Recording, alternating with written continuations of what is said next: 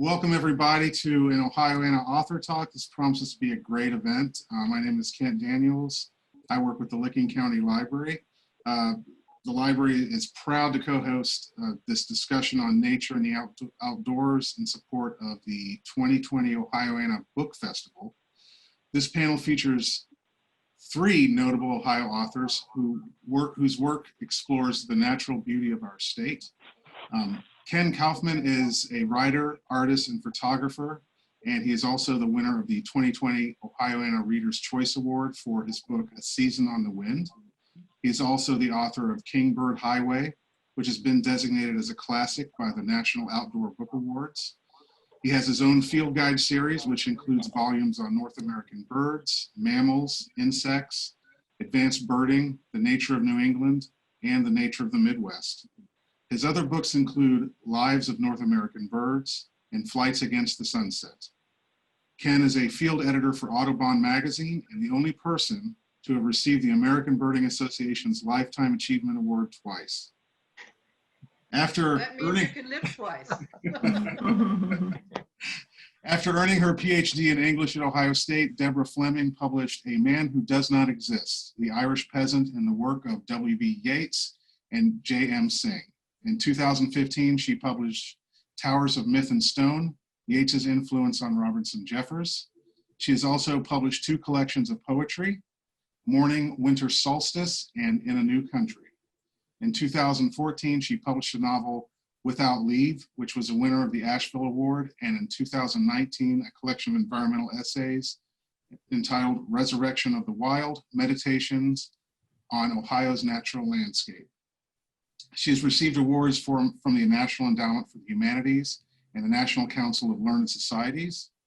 Three of her poems have been nominated for Push Cart prizes. Currently, she is editor and director of the Ashland Poetry Press.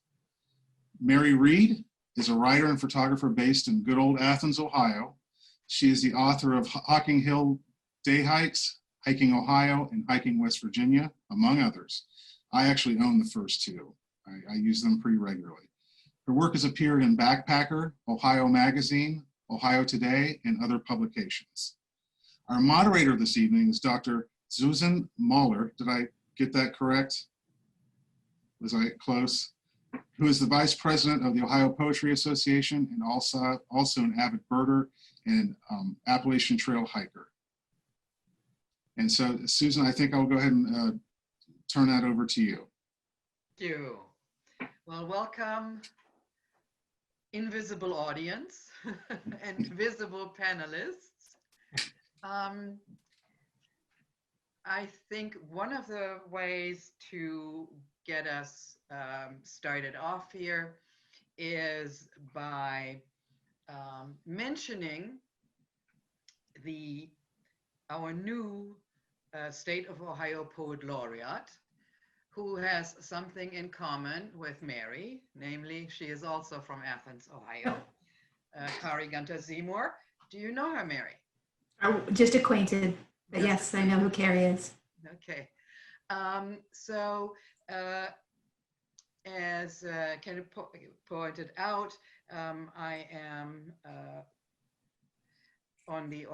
serve on the Ohio Poetry Association. But my background is in comparative studies, so it's not just poetry. And Deborah, as we know, has also tackled different genres. And what interests me here tonight is, and I hope this is of interest to everyone else, is that we have a community of naturalists, or let's say ecologists here, who are focused topic-wise, subject-wise in various arenas, and have embraced different genres. So there is poetry, there is photography as an artistic expression, there is,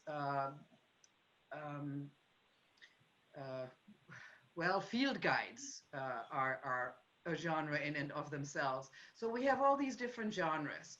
And so now I am curious as to why you have chosen the genre in which you work. Deborah, you're all over the place, so I'll have to figure out a different question for you. But why don't we start with Kenn as photographer? And in the true sense of the word journalist, as you journal your experiences? Well, yeah, I appreciate the question. My most recent book, The Season on the Wind, I would call creative nonfiction. At least it's nonfiction, and I hope it's creative. And it's attempting to take a huge subject, which is, the migration of birds, and which involves, billions of individuals, some of them traveling thousands of miles all over the world, and trying to condense that into just a book that one could read in, a couple of afternoons.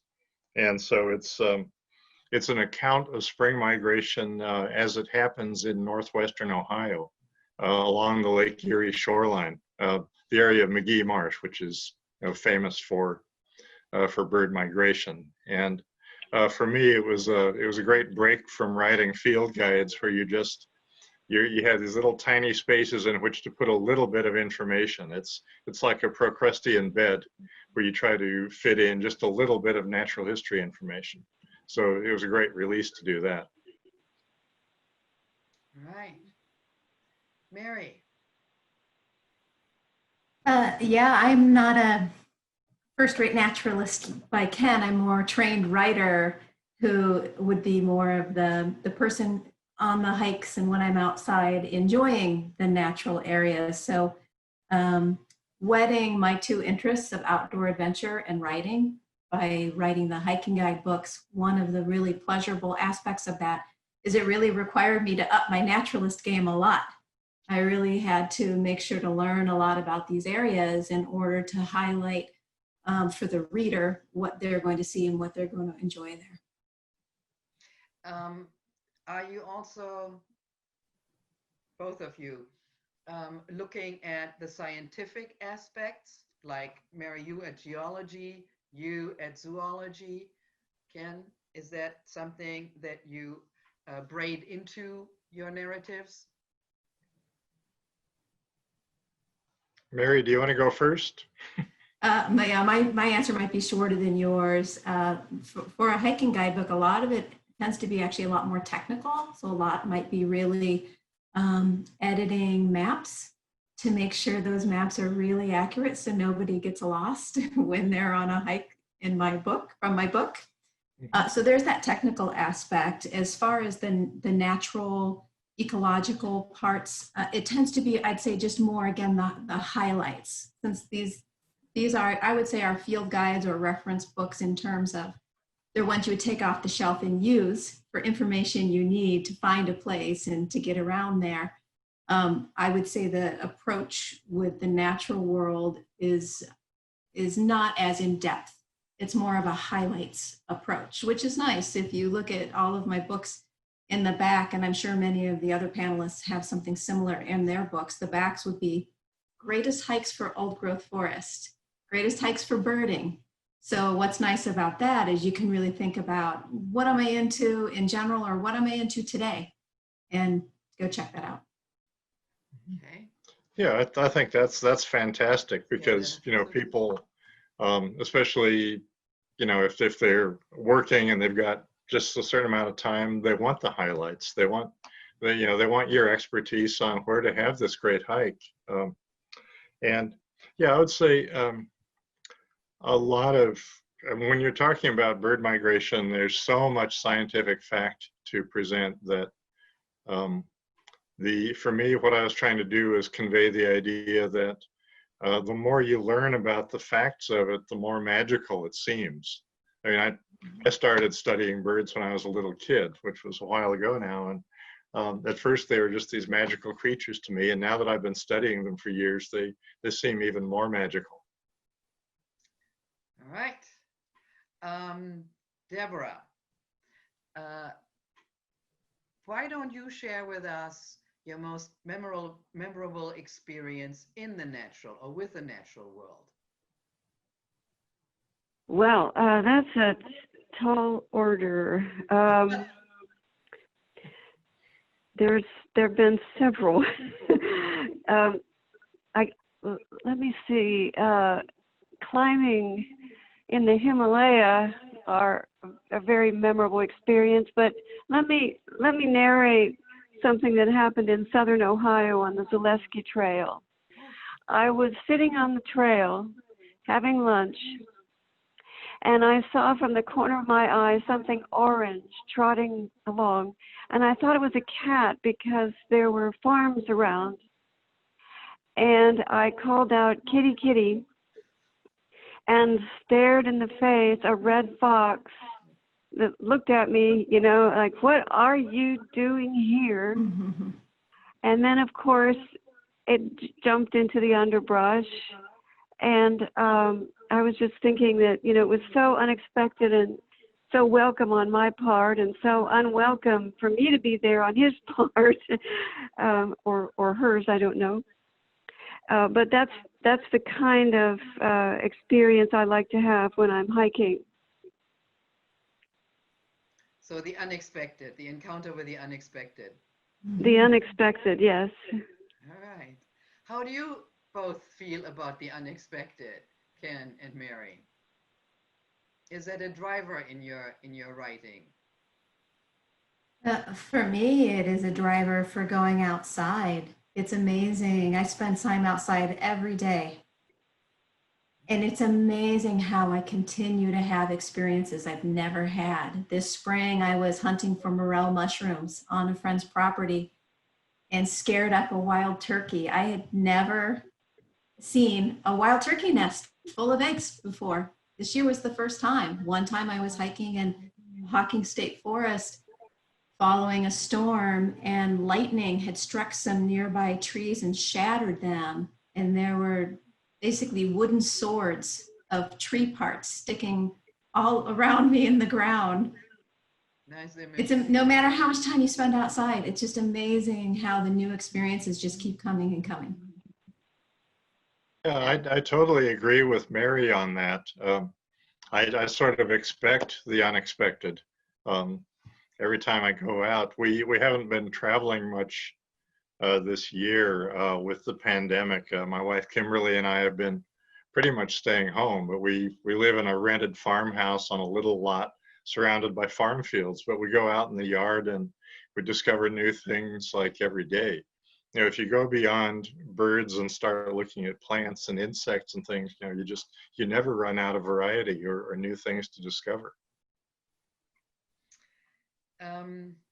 So you're talking really about the unexpected, the, in a sense, extraordinary because it's new to you, and so you are inspired by that. A lot of poetry, and this is a question for Deborah, is actually works the other way around, if I may say that, in that we turn the ordinary into the extraordinary. Deborah, how do you feel about that in conjunction with nature? I definitely agree. We turn the ordinary into something extraordinary, and it's usually a juxtaposition. And in fact, that incident about the fox that I narrated got turned into a poem. An incident in which, well, one sees great blue herons on my farm frequently because there's a big body of water. Actually, it's my neighbor's pond. And I was just watching one day. Of course, you can't get too close to them. They're very shy. But when they fly, they're so large that it's magnificent to watch. And so that made a poem once when I began to think that in some cultures, herons were sacred. So I made that juxtaposition, as Mary is familiar, or Susann is familiar with, I think.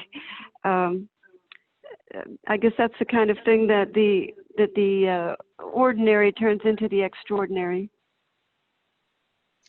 Good example. Do you do that in photography, Kenn? Do you manipulate, because we now do everything digitally, do you manipulate your photographs? Well, I really don't think of myself as much of a photographer, even though I did this series of field guides and they're illustrated with photos, but I didn't take most of them. I did edit all of them. They're all digitally edited, and they're just, let's see. So you get like an entire page of pictures like that now, and so yeah, a lot of hours went into editing. You know, taking out the background, fixing the lighting, fixing little errors and things, and it's sort of slow and tedious work. I know people who are actually great nature photographers, and they know a lot more about the technique and so on than I do, and so their original photos don't really need editing. I don't think I'm ever going to have that kind of skill. Mary, what does, oh, I'm sorry, go ahead. Oh, no, I thought you were asking me No, to no, I mean, respond go to ahead. that. If you, No, go ahead. If you comment on that, that's great. I was just going to say, the really great photographers you're thinking of, Ken, they do a lot of editing, and those are the ones you don't see, right? They first edit out the ones that are not going to make it to publication. And yeah, I think, again, you've got that kind of nonfiction approach, which is what I take since I'm writing nonfiction books. So with my photography, I certainly process them. I certainly crop and color correct and do that type of thing. So it's a better photo to look at. I take my tripod and try to use the right light conditions. That's pretty different than, you used another word besides editing for the photos. I forgot what it was, but there was this whole other world of art photography, and that even includes nature art photographers. That's pretty amazing too. Yeah. How do you feel about recognition apps like iNaturalist and Bird Genie, and now we have this big push, what is it? Populous, no, it's, what is it, the science, where we all collect data together. Citizen science? Citizen science, thank you, yes. So we have nature has really gone technical too. So how do you feel about that, Ken? Well, I contribute data. I contribute images to iNaturalist, especially if I find something that's unusual, but I don't rely on it for identifying things. And the apps that will identify, there's Merlin that will identify birds supposedly. There's a LEPS app for moths and butterflies, and sometimes they'll get you the right answer, and sometimes they'll take you way off down the path. And so I'm sort of biased in favor of field guides, but I prefer that approach because you can actually look at, rather than asking a question, having something spit out, you can look at all these different similar things and say, okay, well, these are all these different pines and spruces, and these are the characteristics you look for. I feel like you learn more that way. No, I do think so too, because it's not just a wild guess into a vacuum. It is a comparative approach. You see how things are connected. And also, just to contribute to the point that you made, you can click, I'm a master gardener, so you can click on one and the same plant 4 different times and you get 4 different identifications with the same app, mind you. So how does that figure into hiking, for instance? GPS, I mean, that's another technical venue that a lot of hikers, or tool, I should say, that a lot of hikers use these days. Mary, how do you feel about that? Well, I would have to say I love these technologies, whether it's GPS or iNaturalist. And I don't say that at all in opposition to anything that anyone just said about guidebooks, because what I find is if I'm struggling, or if I'm just in a hurry, or if I don't have my guidebook with me, I love to take a picture with that iNaturalist. But then I do usually go back home and open up the Newcomb's Guide. And then I go down the rabbit hole of all the things that you were just talking about. And I want to give a shout out to a Facebook group, Wildflowers of Ohio. It's actually Ohio Flowers native, escaped, cultivated. It's really fun group to go on because then you can share your photo there and then everyone else gets into their details about where they've seen it and how it differs from other ones. So I love that. And as far as the GPS goes, of course, I use it. Every hike in every one of my books, I personally hiked with a GPS and then handed that over to the cartographers who created it into the print map. So the GPS is fabulous for its accuracy. Obviously, there are certain areas where it's not as accurate. Inside the Moonville tunnel, it's not picking up everything it needs to have perfect accuracy, but very accurate. So that oftentimes the maps in my books are more accurate than the ones put out by the park or another organization that hasn't had a chance to update their maps more recently. So that's extremely accurate, but I do want to give out a shout out for map reading skills though. I do have a little bit of a concern when there's an over-reliance on the technology. I don't think it's good to become so over-reliant that you can't read a map if your phone battery went dead. So as much as I love the technology and use it all the time, once again, I'm going to promote the books, which is what we're all doing right here, but not just for selfish reasons, for genuine reasons for the reader as well. All right, thank you. To all of you, and we'll start with Deborah.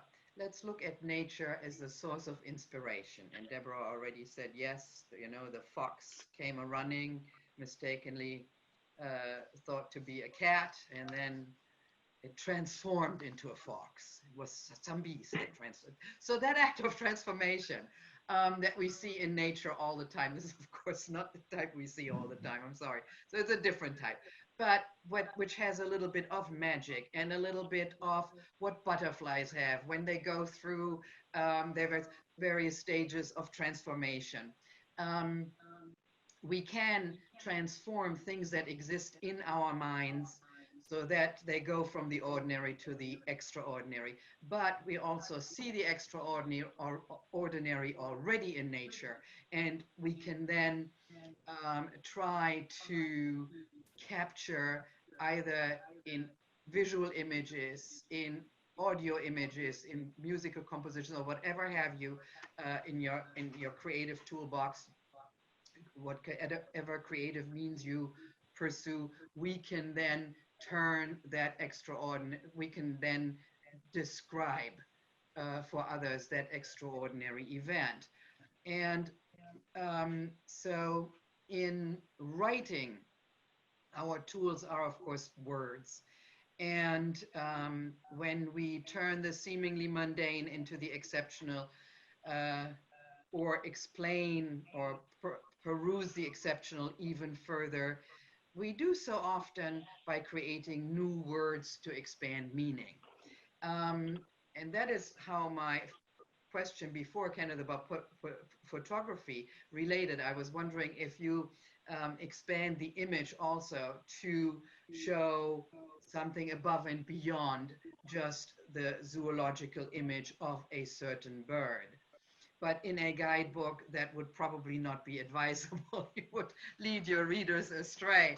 But Deborah, how do you figure your own work into this scenario?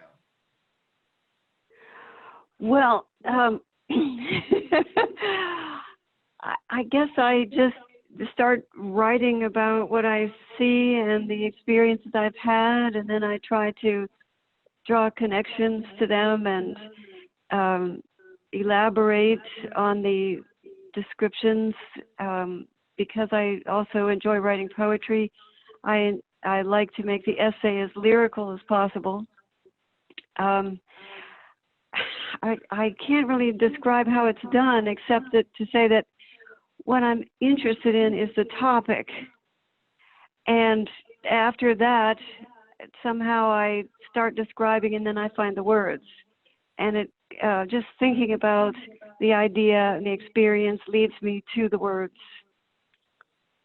I'm a person who revises a great deal. So the end result is a product of lots and lots of thinking and reweaving, can I say that, of the original experience. Here, here, Deborah. There is no such thing as a first, second, third, or even 10th perfect draft. So I agree with you there. That's really the work, actually, I think, you know, when we look at form and format, and it is, in a way, an editing job. You edit in, you edit out. But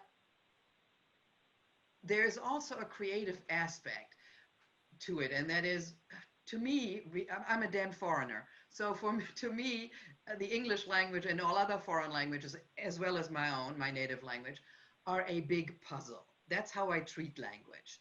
And I look at language like someone who's looking through a kaleidoscope. And when you shake it a little bit, the pieces in the kaleidoscope fall together differently. You know what I mean? Oh, yes.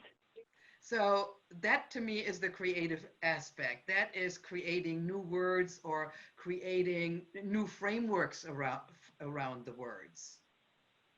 And I would like to know how each one of you feels about that when they create their body of work. Or is that not even an important part of what you do? Well, Ken and I are waiting for each other. Yeah. I can't say that I make up like new words very often. It's sort of the idea being that Well, you would if you found a new bird species and you could name it. but you want the reader to be able to follow along and understand. So if you make up if you do like Kurt Vonnegut and make up new words, you have to put them in context so people can figure out what they mean. But for me, I just love the challenge of taking something that's multi-dimensional and trying to put it into words that sort of run in a straight line down the page, and take something complex and figure out the sequence of ideas that will actually make it make sense. And I don't know if I ever succeed at it, but the exercise of trying to do that is really, it really feels rewarding. Let me jump in to mention that on the chat, someone mentioned that you're a little hard to hear, Susan. They mentioned they can't hear your volume as well. Let's see. I have my volume up fully. Fairly low, the sound level. That is not on my end. I'm totally up. 100%. Yeah. Is it better now? Let's see. That's better when you sit up closer. Okay. All right. I will blow into the mic. All right. Sorry, Mary. Would it be fair to say the question is about our process as a writer? Yep. I think mine might be kind of unusual. I tend to think a lot about writing. I tend to, I think as a reporter, I'm often writing headlines in my head. I'm often writing leads. Being a writer for a living, that's obviously the way I think, it's the way I am. So I find that for me, and this is probably the unusual part, I've often pretty much completely written something in my head by the time I sit down in front of the keyboard and start writing. So I tend to write actually very quickly and completely. And then for me, the editing process is more of a straight editing process versus a multi-draft process, because I think I go through a lot of the drafts in my head. And maybe that even has to do with how much time I'm not spending at my computer also, right? It might have to do with when I'm outside a lot, I'm thinking about the words instead of looking at them. Well, I envy your ability to do that. I'll think about composing text while I'm walking around outside, but I can't keep more than a paragraph or two in my head, and then I have to write it down. So Well, I'm not writing it from memory, but I started out right out of high school as a newspaper reporter, and you learn to write quickly when you're working at a daily newspaper, and that's a great yeah. skill to take with you as a writer.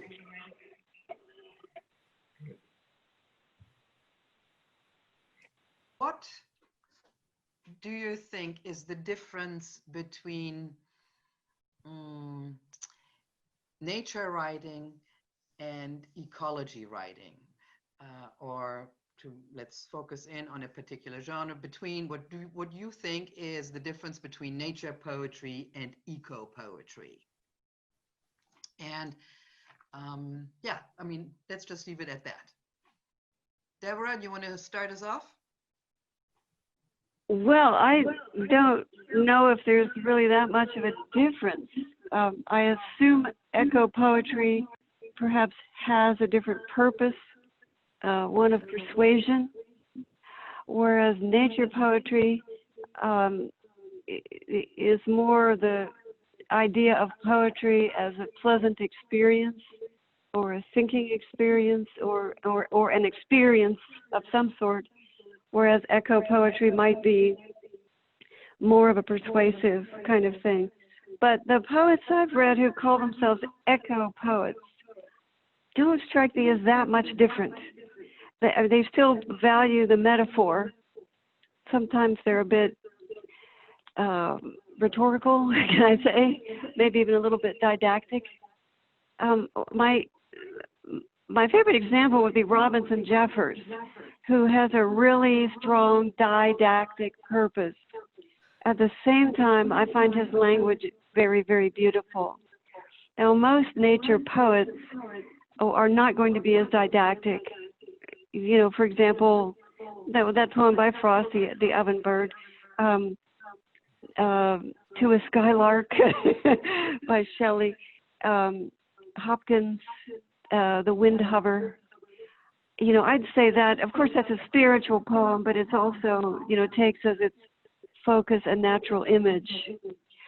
And some of my favorites are Wendell Berry's poems. He definitely has a purpose when he's writing an essay, but in his poems, it's the whole experience.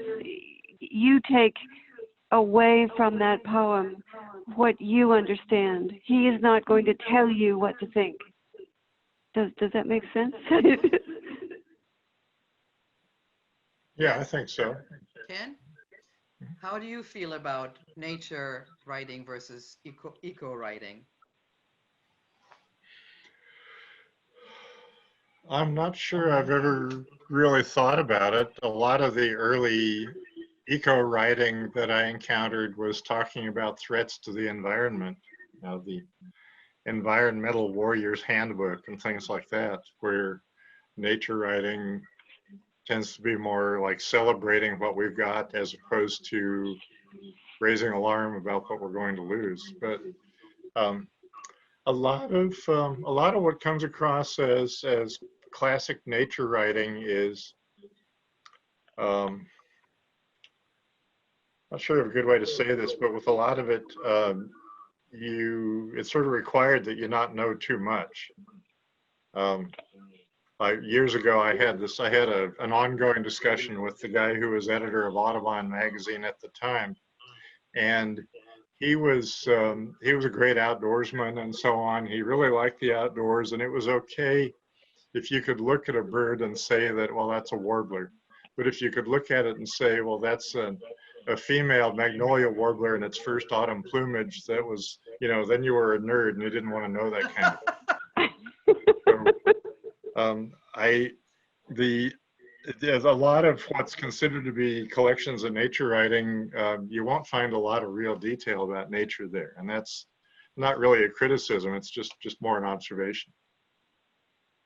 Okay, Mary.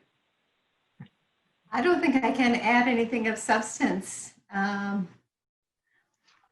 to the previous two answers, I'm curious, Susan, you were the one who came up with the question. So it sounds like you have thought about this. What's your answer to that one?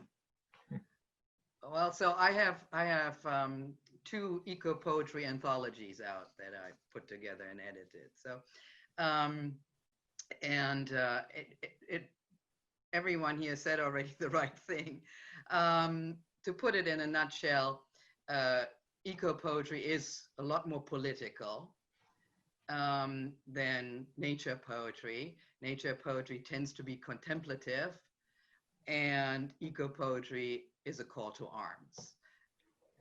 And so in today's day and age, it is wonderful to hike the Appalachian Trail. And I'm not a through hiker, I'm just a section hiker, but I've done the whole thing. But, and it is wonderful to sit and pause and see that fox that you saw, Deborah, on the trail unexpectedly.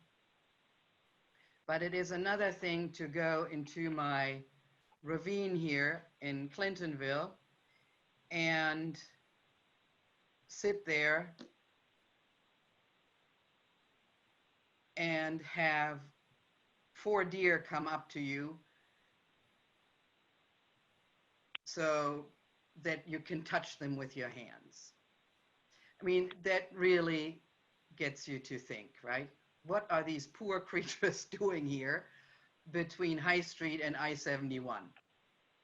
And we have all these insular patches of a little bit of trees and a little bit of green and a little bit of brush, where wild animals that are now, you know, urban animals are really at a loss of their habitat. And I never forget that when I have the incredible chance and fortune to go out in what we call the true wild, whether it's the Kahata Wilderness in Georgia, or the PCT or the AT or the smaller trails in the Buckeye Trail. It doesn't matter. I think it is a privilege to be out on these trails, and we need to remember that, well, not everybody has that privilege, and then what do we do about it? And that's the juxtaposition that I'd like to see, that we all make, who are engaged in discovering nature, in exploring nature, and sharing our experiences with nature. And so my next question sort of ties into it, and that is, how do people in rural areas experience nature differently than the ones in urban areas? I think about this. I live in a rural area and I tend to recreate in rural areas. And I know right now, one of the sub-conversations in the Black Lives Matter movement is, are people of color getting enough access to outdoor areas and spaces? And first thing I don't want to do is commit erasure and act like people of color are not out in outdoor spaces. There are a lot of great urban parks and national parks, but I've definitely noticed an in-between space where not everyone accesses these space. And sometimes it has to do with your resources to get somewhere. And there are many factors in that. So I know that for those who can't or won't experience nature in rural areas, I do think we need to buttress up our urban access to nature. And I know that was kind of a general statement, and maybe other people would like to fill that in. But probably most of us would agree that I think we can increase our urban green spaces and make them higher quality spaces for human and non-human inhabitants. Yeah, Ken, you just bought a piece of land. How about that connectivity? No, I absolutely agree with what Mary was saying. And it's, I mean, you can see there have been studies done of cities all over the US where the more affluent areas have better access to parks and more trees and so on. But the importance of, you know, making it easier for people of color to get out into the outdoors has gotten a lot of attention this year. And in fact, this week is Blackened National Parks Week. A friend of ours named Nicole Jackson from Ohio is promoting this Blackened National Parks Week, and I'd encourage people to look up information about that. Another Frank and Audrey Peterman, who are now living in Florida, have been promoting Black participation in the national parks for years, and it's really an important thing, I think, both to increase access to the really wild areas and also to increase the quality of natural habitats within the cities. And Deborah. hello, Laura. Deborah, are you still with us? Yes. Anything to add to this conversation? Well, of course, I did live in a city for a while, and I believe that there should be a great many more opportunities for people to appreciate nature and to be in nature and not have to go too far from the cities to get there. And it's also very important to have opportunities to be by yourself in nature, I think. And so, great many of the parks are used, and we want them to be used, but then they become places where one cannot be alone, so you have to go farther away. I am a person who tries to be, I guess, mostly in the country. I do enjoy going to the city now and then, but I'm afraid I'm somebody who kind of sequesters myself away as much as possible. And I like to have the natural sounds around me. And I've noticed to my own discomfort that there's an awful lot more noise than there used to be. And I'm not quite sure why, given that the population isn't growing as much, at least in the area where I live. So I definitely believe, at least for me, I need to be in the natural places as much as possible. And I consider farms to be natural places, to at least to some extent.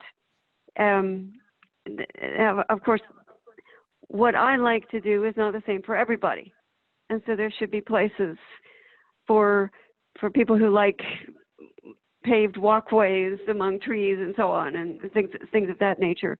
That's not what I want, but that's what maybe some people want. So there was a park north of Columbus I used to like to go to called High Banks. Yes. And it had some lovely views, and I used to go there in the winters because it was quieter than when I went there in the summer. So I guess it depends on the individual, but I agree. We need to have more natural experiences for people who are in the city and can't get out.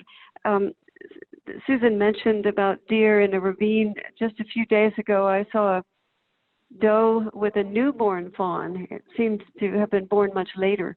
This was in Ashland town.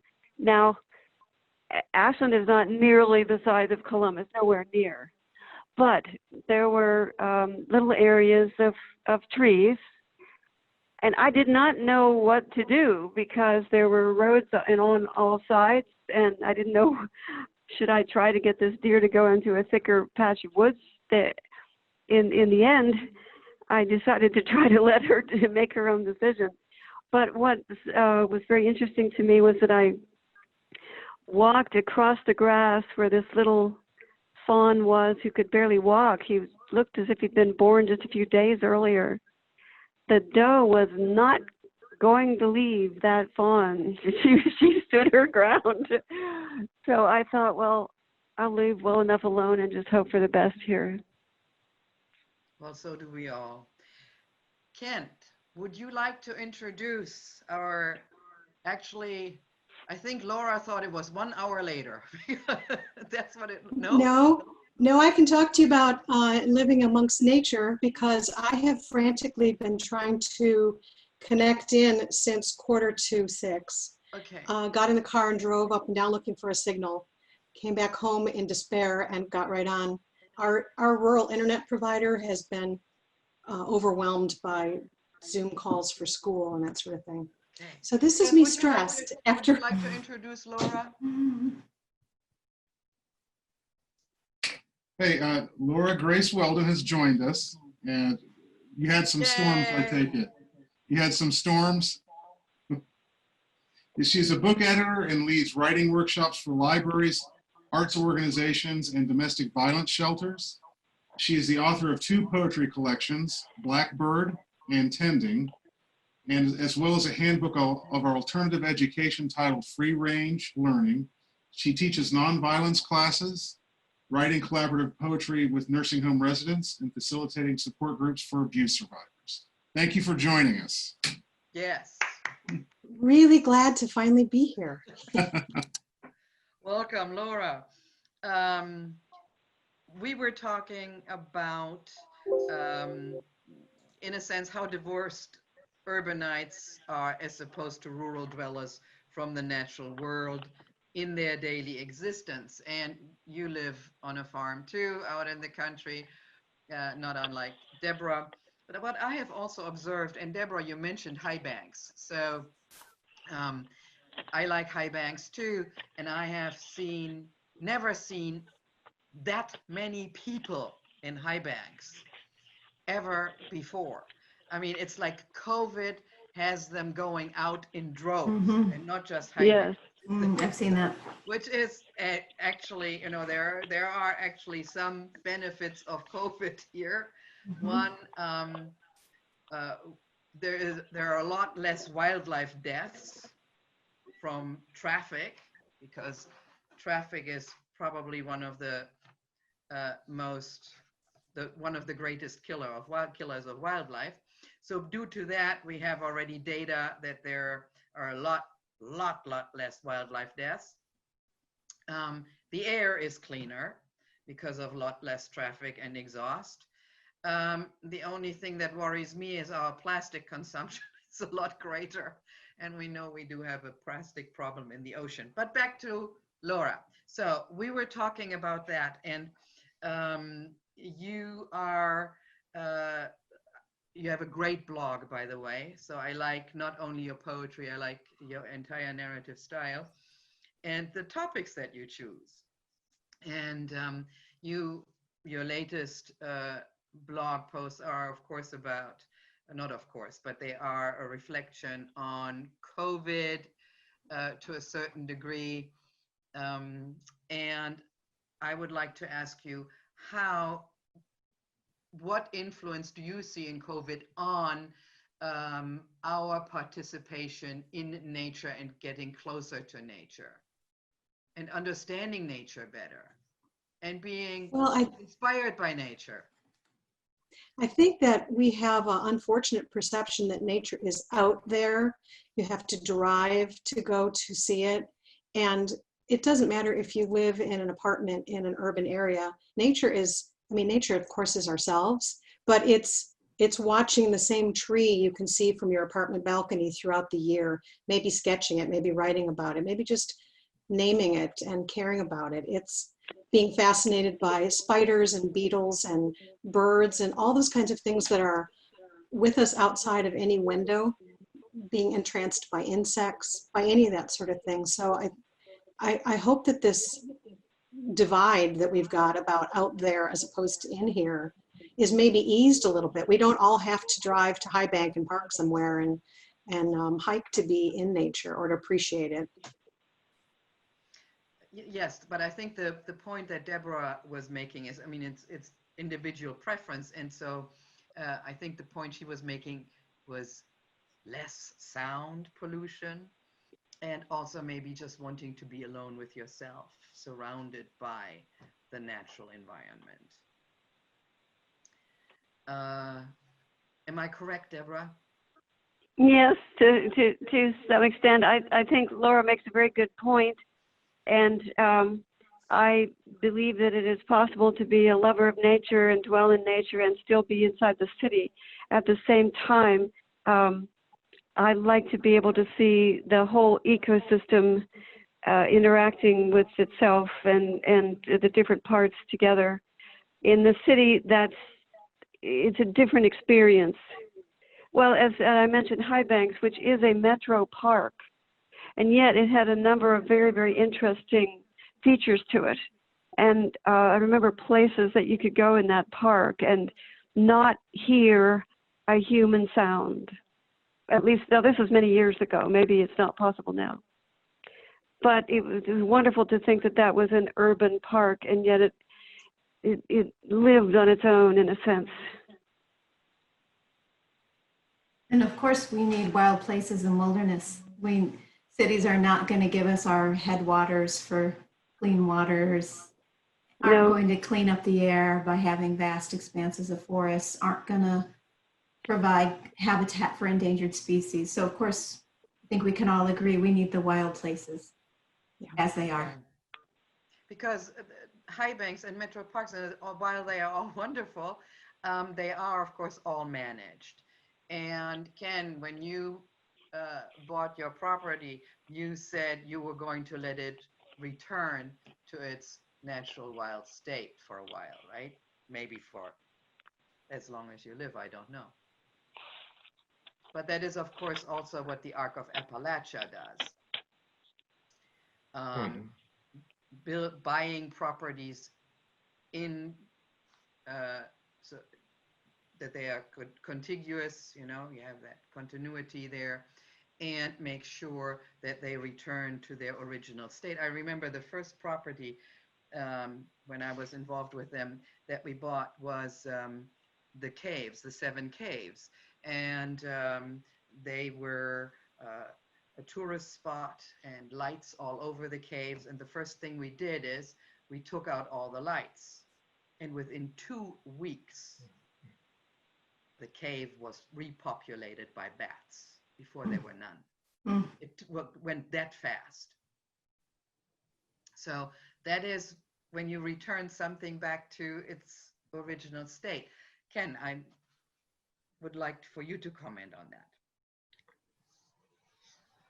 Yeah, I think that's absolutely. I mean, nature can recover really quickly. I know Kent Daniels has bought some forest property down in Adams County, and he's restoring it to the forest state that it had initially. And that's I think that's really great work. Where we are, we're renting a place, but we've got 3 acres that had been lawn, and we stopped mowing 2/3 of it, and now it's growing up to prairie, and the amount of diversity of butterflies and things showing up in the yard is just amazing. So, you know, plus we don't have to mow, so there are all sorts of advantages. You can get goats too. Kent, I am so sorry. That was a big mix-up. No, that's fine. Leave it up to your totally incompetent moderator here. Kent, tell us about your property and what you plan to do with it. Well, it's around 11 acres in Adams County. It's really close to the edge of Appalachia. It's kind of high up on a ridge. We have a couple of small ponds there, and it for the past few decades, I think, have been used by hunters. There are some old shacks that have fallen over, a lot of debris. We spent the last year removing all of that and just letting. And you're right. It's like nature will literally help you along with that process. As soon as you start pulling those things out, things come back. We have a lot of amphibians there, a lot of birds. It's just, we love it there. We're kind of just letting it reclaim itself in a way. And what about invasives? We have those. We have a few dead ash trees there for sure. I would like to ask Laura if this might be a metaphor. The fact that nature will heal some piece of land, whether you feel like there's any metaphor there for what nature can do for a human. Well, it seems like a very clear and direct metaphor, and I suspect that most of us have had those awe-inspiring experiences in nature. And that's the same process, it feels like to me, dropping away the superficialities and immersing yourself in something that is awe-inspiring. It's not sure if it's a metaphor, but it's certainly the what we're born into and what our species is always expected to, that we need. Deborah, Yes. can you add something to that, to Kenn's question and Laura's comment?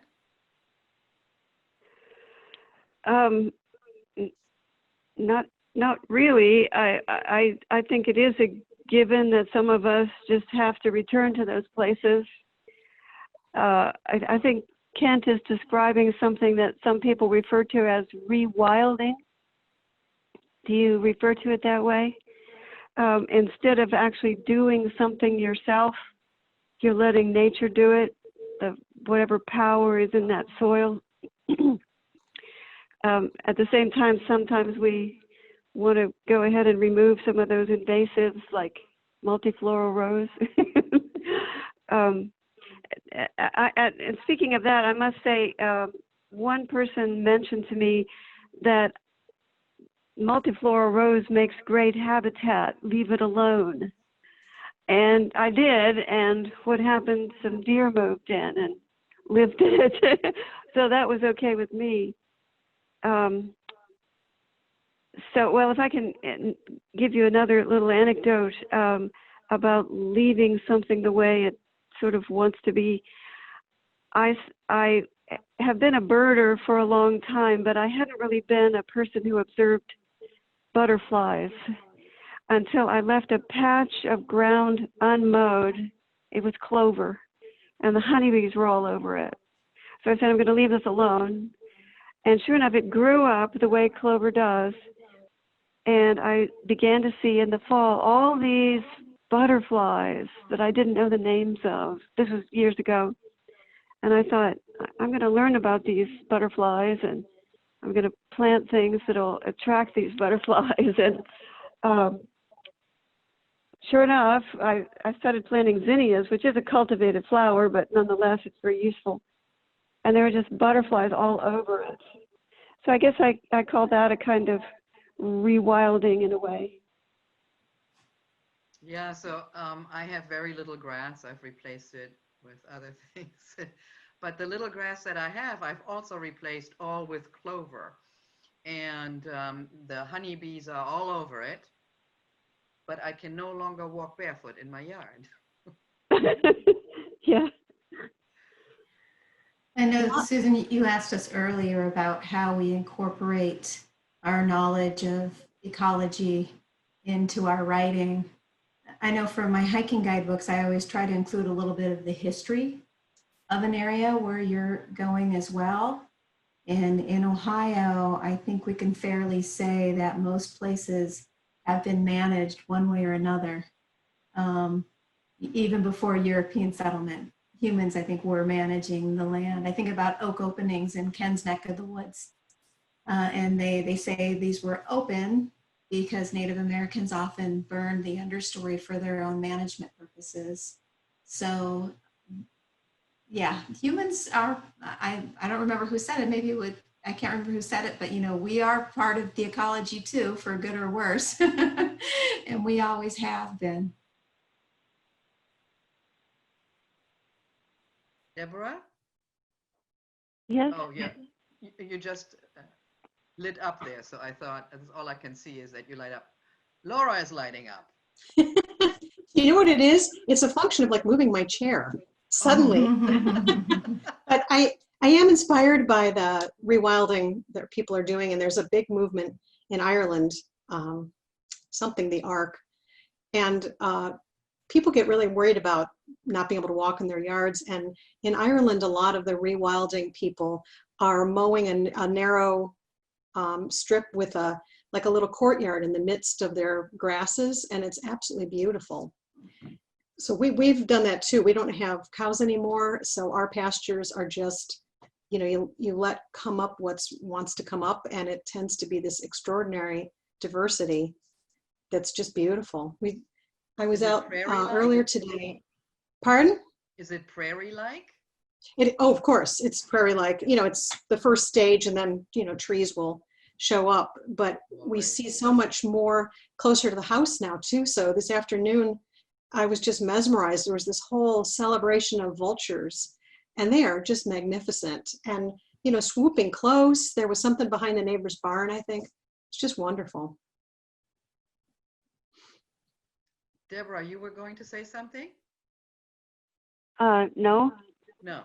Okay. All right. So from vultures back to Kenn and the birds. The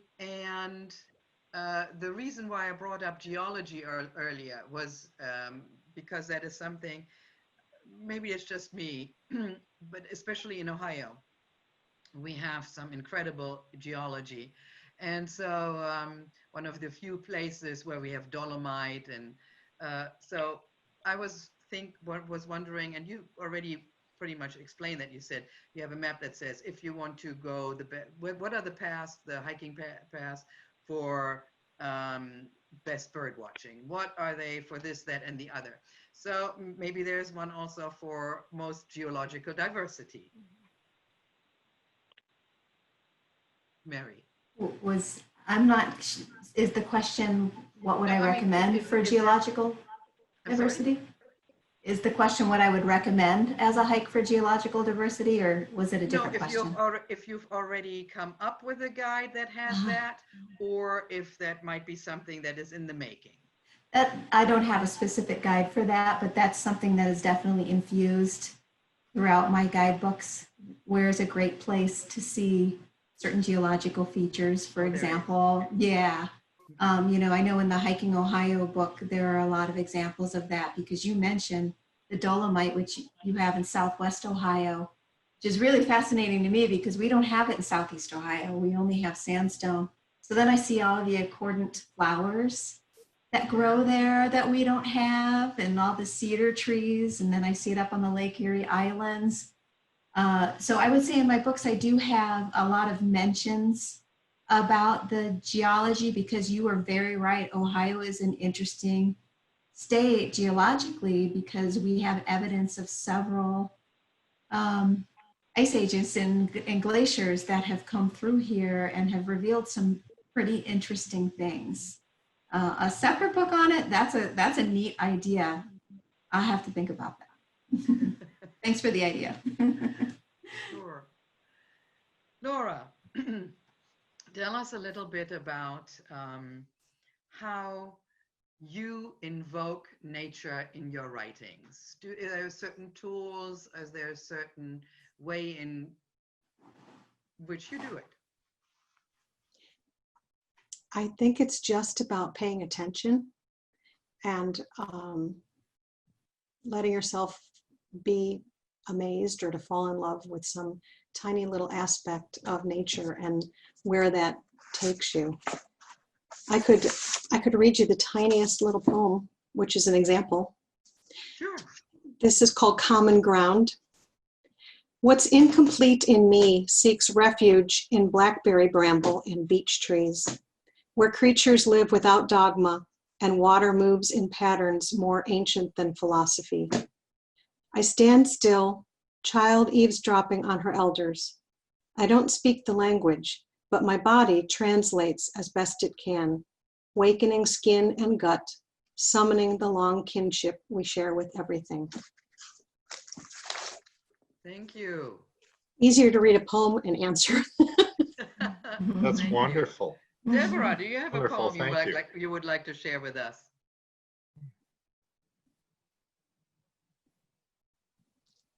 Are you talking to me? Yeah. Oh, a poem that I'd like to read for Am I you? still so bad? Is it, I'm not loud enough again. Sorry? Stay close to your mic. You can't understand me well enough again. I don't,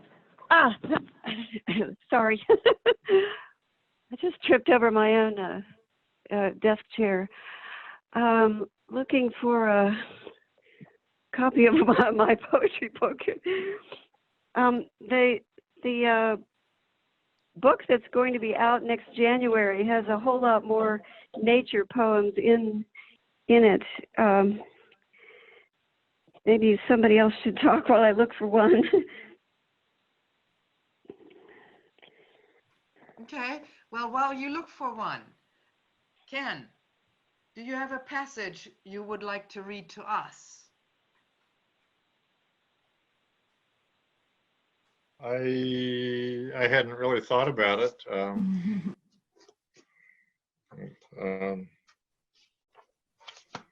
Rather than read a passage, let me just say that one of the points that I try to make in the most recent book about bird migration is that everything in the world is more amazing the closer you look at it. It's not like you can go out with a sense of wonder, and then once you find out the facts, then the mystery is solved. It's more like the more you learn, the more questions there are. And you can look into the most powerful telescope into some some void in space and look out there, and far beyond what human eyes can see, there are whole galaxies out there. Or you can look into microscopes, and there's smaller and smaller bits of life down there beyond what we can see. And so we're just surrounded by miracles on all sides.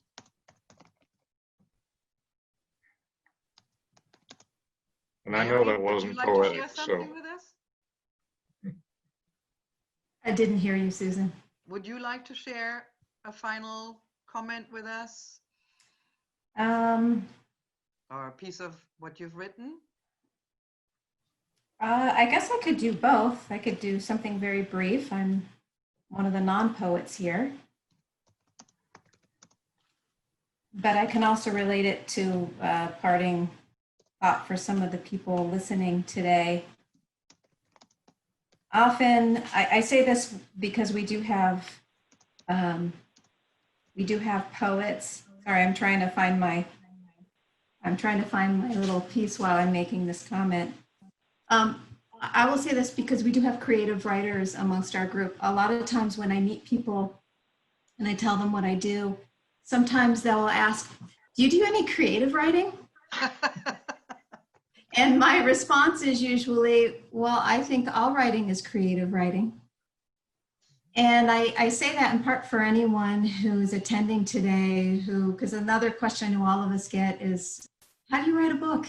And the answer is pretty obvious. You have to sit down and do the work. You have to write it. And of course, I think all of us do it because we love the writing as well. We love being out in nature, and we love the photography and the rumination, but we also love to sit down and write.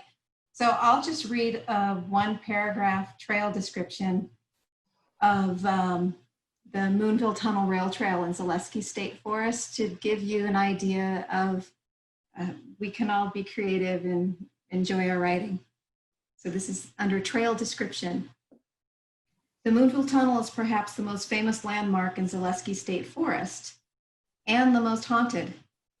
The brick-lined tunnel was built in the mid-1800s, and a number of ghost stories related to Moonville began then and continue today. Now this gravel rail trail in progress takes you through the 100-foot tunnel and through a deciduous forest rich in spring wildflowers and mushrooms, where Raccoon Creek snakes its way through the landscape. If you decide to go for a walk, say at midnight on a stormy evening, be sure to look for the ghost so you can nail down a true story once and for all. So there's no reason that we can't have fun even with our nonfiction writing and make it hopefully enjoyable for the reader as well as informative. But this was interesting. I mean, what you just did is you combined truth and imagination, and I really like that a lot, how you did that, how you jumped from the tunnel to the imaginary and then back. Very nice. Deborah, did you find something? Yes, I do have something. My second book of poetry, it has a lot of love poems and also some landscape poems. Now, this is not about Ohio. This is about Glacier Bay, Alaska, and it's called Humpback and Glacier. And the references are to the lyric poem and the narrative poem, as well as to the whale and the glacier. Humpback and Glacier.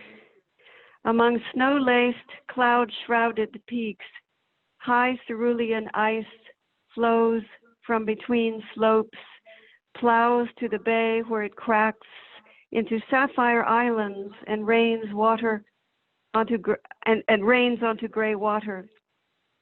Then the prow of the humpback thrusts from the opaque mystery of the fjord, an instant aloft before the crystal fountain of the dive, the fluke, its final signature. The whale swims 100 miles a day from the ice floes of the bay, its song echoing in sea canyons to flowering volcanoes of the south, massive and sudden, but dwarfed by the glacier, narrating its slow epic of mountain range, valley, plain, lake, and river, before and behind its ponderous weight.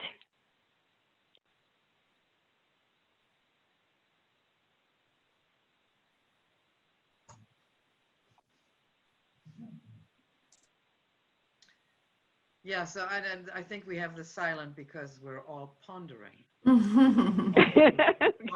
weight. So very nice. That was photographic. Thank you. Yeah, the photograph was nice, very nice imagery. Thank you very much for sharing that with us. Thank you. So why don't I invite every one of you now to let our audience know which books you have on the Ohioana book table. Let's start with Kenn Kaufman. Well, that's a good question. I think the one that's featured is the most recent one, which is a narrative account about spring bird migration called A Season on the Wind. And then I believe they're also offering some of the field guides. And I've written, with some co-authors, I've written field guides to birds, butterflies, mammals, and insects of North America, plus a guide to nature of the Midwest that's sort of general, with a little bit of everything. So yeah, I believe they're offering all of those. Okay. Mary, what do you have on the table? I have Hocking Hills Day Hikes. Okay. Came out in 2019. That's what I just read from with Zaleski. If any of you do meet the ghost, report back. And the third edition of Hiking Ohio. Is this showing up backward on your screen too? No? Oh, okay, good. Third edition of Hiking Ohio, taking us through all parts of the state, including Adams County, which I love, and Kenn's birding landscape of Northwest Ohio, and High Banks Metro Park is in there. So this has been a nice conversation for me and relating to all the places you're talking about. Okay. And Laura? Well, I really missed the opportunity to meet everybody in person and wander around and spend way too much on books. That's frustrating. This is my most recent. This is Blackbird. It does look backwards to me. And that's my 2019 book. And I believe we were having my previous poetry collection there attending. So that would be Last me. question, why did you call it Blackbird? That wasn't my choice. That is the title of a poem in the collection. My editor, publisher chose that. But it's a poem about using books as an oracle, and it's based on a very old game called Blackbird, if anyone has ever played that. So you can open, usually it's a dictionary, but you can ask a question, open-ended question, open a dictionary to any page, and without looking, plop your finger on a word. That's what the poem is about. That's what I have people do in writing workshops sometimes. And if you try hard enough, you can see that as an answer. Okay, yeah, that's a good idea to get prompts, actually. And then we have Dan Moeller, who is here to say something about Licking County. Yes. Well, thank you all very much. I'll be honest with you, I was not entirely sure what I was getting myself into this evening. But Kent asked me to join the conversation, or as just a passive listener. And what I would like to validate this evening is what all of you have said in respects to how we're all engaging with nature in whatever venue or vein that takes for all of us. So I'm a marketer. So I love being in the outdoors. I grew up in the middle of nowhere in northern Licking County. Live in the city today, but by and large, I market Licking County as a destination of choice. And really, the number one thing, we look at Google Analytics a lot. And the number one thing that comes back to us from the traveling consumer is we want to engage with your outdoors. We want to be part of the natural element that makes Licking County, Licking County. And we have amazing resources, amazing community assets that support that as well. Maybe Mary visited with us at some Yeah, point. I sure have. Dawes Arboretum and Blackened Gorge are up in your neck of the woods. Yes. So I can tell you with beyond a shadow of a doubt, when we market, and we market predominantly in urban areas, really 30 minutes west of Licking County is 1 million people that are living in very urban, confined areas that are looking for just that communal idea of being together or being alone in nature. And right now, we've always promoted that idea. COVID makes it even maybe a little more important to market it that direction right now. But I don't know if you'll be able to see this, but I've taken like pages of notes tonight as you guys have been talking. Love to try to figure out how to reconnect with all of our authors and our poets on how can we collaborate a little bit deeper maybe as folks are reaching out to us for resources that you have. We have an amazing relationship with Kent at the library, so maybe Kent, I'll work with you through some of that. But thank you so much for having me. What a great way to spend the evening. So thank you. Thank you for visiting with us. Thank you. ExploreLC.org. If anybody is interested in how we're promoting nature and the great outdoors, ExploreLC.org. We're doing great work. Again? ExploreLC.org. Okay. And again, I will say too that we are cross-promoting all parts of the state.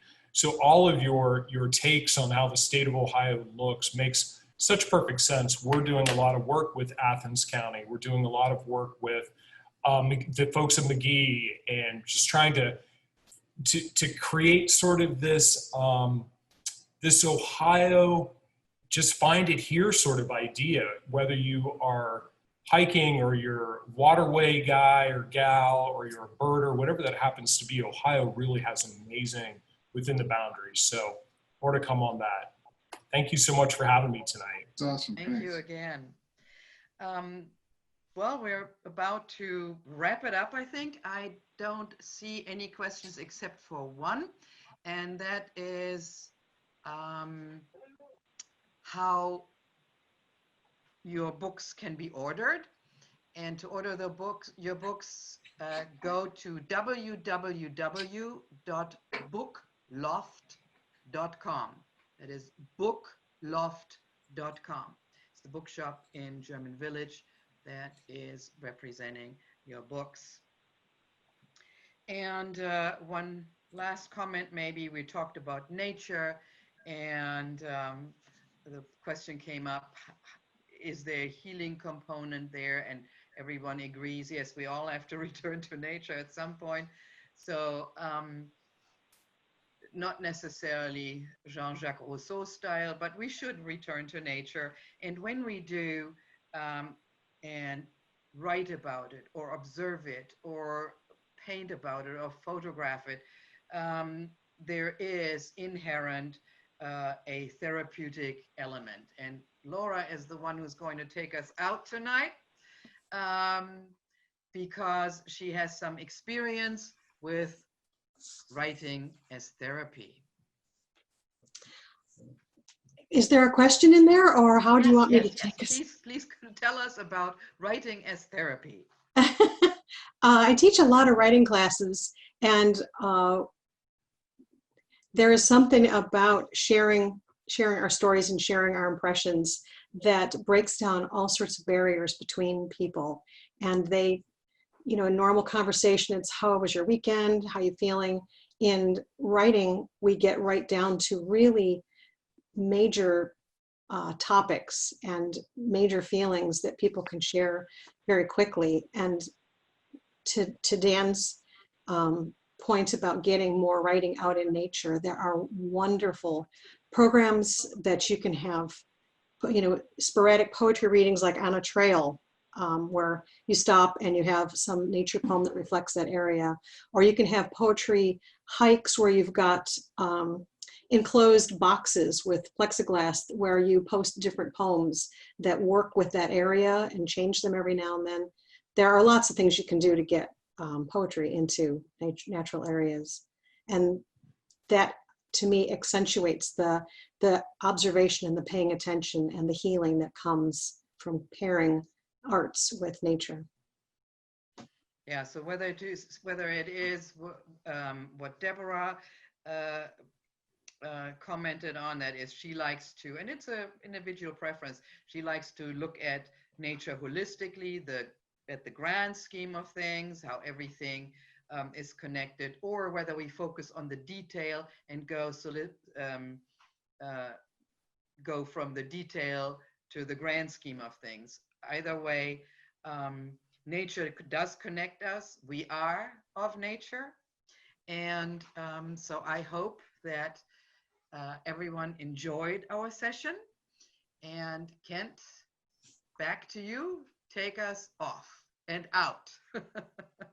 Well, I thank you everyone for participating, and to all the attendees. And I'd like to thank Dan. I'd like to thank Ohioana and all of you wonderful authors, and Dr. Moeller. I really appreciate you moderating. It was a wonderful discussion. And I think that's it. It was wonderful. Thank you, everybody. Thank you all. Goodbye, everyone. Thank you. Thank you.